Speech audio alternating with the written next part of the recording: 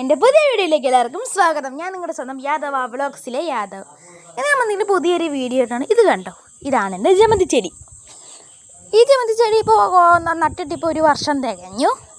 ഇതിൻ്റെ കഥ എന്താണെന്ന് വെച്ചാൽ, ഒരു ദിവസം ഞങ്ങളുടെ ഇവിടെ ഈ അത്തക്കള ഇട്ട് കഴിഞ്ഞ് ബാക്കി പൂ എന്ന വേസ്റ്റ് ഇല്ല, അത് ഞങ്ങൾ കൊണ്ടൊരു ഒരു ആര്യവേപ്പിൻ്റെ ചൊട്ടിക്കൊണ്ടിട്ടായിരുന്നു. അതവിടെ കിടന്ന് കിളിച്ച് പിടിച്ചു.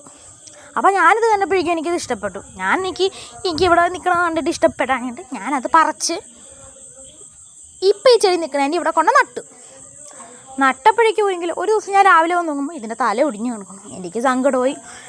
പിന്നീട് 2 ദിവസം കഴിയുമ്പോഴേക്കും ഇതിൻ്റെ ഇല വന്നു, ശിഖരങ്ങൾ വന്നു. പിന്നെ കുറേ നാൾ കഴിഞ്ഞപ്പോഴേക്കും ഇതേ മൊട്ടും വന്നു. അപ്പോൾ എനിക്ക് ഭയങ്കര ഒരു സന്തോഷമെന്ന് വെച്ചാൽ, ഞാൻ ഇത്രയും കഷ്ടപ്പെട്ട് പിടിച്ചതിന് ഇത് പൂവിട്ടതാണ് എനിക്ക് ഏറ്റവും സന്തോഷം. ഞാനപ്പോൾ ഈ ചെടിയുടെ ഇപ്പോഴേക്കും പറയായിരുന്നു, എന്താടാ നീ പൂവിടാത്തെ, എന്താ നീ ഇങ്ങനെ പൂവിടാതെ ഇങ്ങനെ വെറും ഇങ്ങനെ പൊട്ടച്ചെടിയായിട്ട് നിൽക്കണേന്നൊക്കെ പറഞ്ഞു. നിന്നെ ഞാൻ പറിച്ച് കളയുമെന്നൊക്കെ പറഞ്ഞു. പിന്നെ അതേ ഇതാണ് വേറൊരു ചെടി, ശ്രീലങ്കൻ മുല്ല.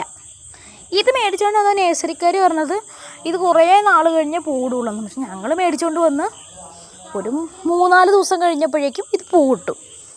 അടുത്തത് പിച്ചിപ്പൂ. ഇതെനിക്ക് ഏറ്റവും ഇഷ്ടമുള്ള ചെടിയാണ്. ഇതിൻ്റെ നല്ല മണമുള്ളതാണ് ഇത് ഏറ്റവും നല്ലൊരു ഫ്ലവറുമാണ് ഇത്, ഈ പിച്ചിപ്പൂവും മുല്ലപ്പൂവും.